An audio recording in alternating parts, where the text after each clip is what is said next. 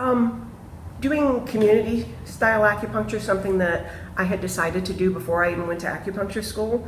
I was looking for something in healthcare, not in traditional medicine though. I'm a pharmacist and I kind of wanted to get out and do something a little bit different, and for a lot of different reasons.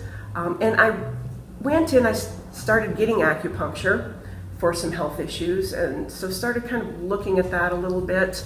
I went and went to one of the acupuncture schools locally, just to kind of check it out and see, you know, what it was all about. I really didn't know anything, and I don't know, I said something, and someone's like, "Oh, you need to talk to a certain professor who happened to be there, a certain supervisor that happened to be there."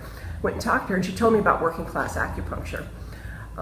And I went on their website and I was like, wow, this is really cool. I went and read the book that was out at the time that Lisa wrote, The Remedy, and I'm like, oh my gosh, this is how I want my life. So now I have to go to acupuncture school.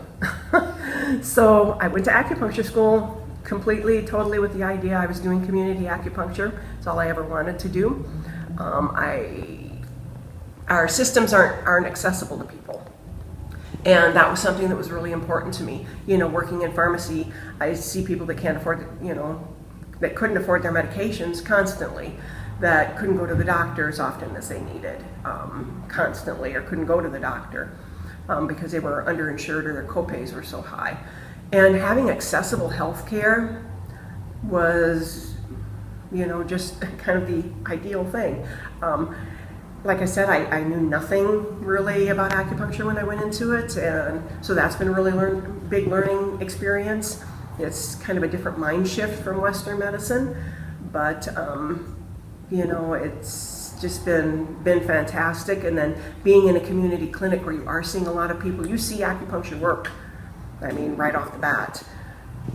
Where, you know, in school, you're not seeing a lot of people, so you know it makes it a little more difficult. But when you've got people that come into you, you know, and I remember the first time I had someone come in for pain from a wisdom tooth extraction, had some nerve pain, came in one treatment, and then she came in, you know, again a few days later, and she's like, well, I thought I should probably come in again. You know, my pain was gone that afternoon, and it hasn't been back. You know, and the dentist had told her it'd probably be a couple of months. And it was like, oh my gosh, you know, I helped this person feel better. I mean, feel better. She was, you know, just miserable. So, you know, the community acupuncture network at that time was really important to me, and Poca is important to me now, you know, because of the whole thing that came out of, you know, The Remedy, and, you know, living your life a certain way, and, you know, being in the world a certain way as far as being affordable, not taking advantage of people. You know, we're not going to make $1 million.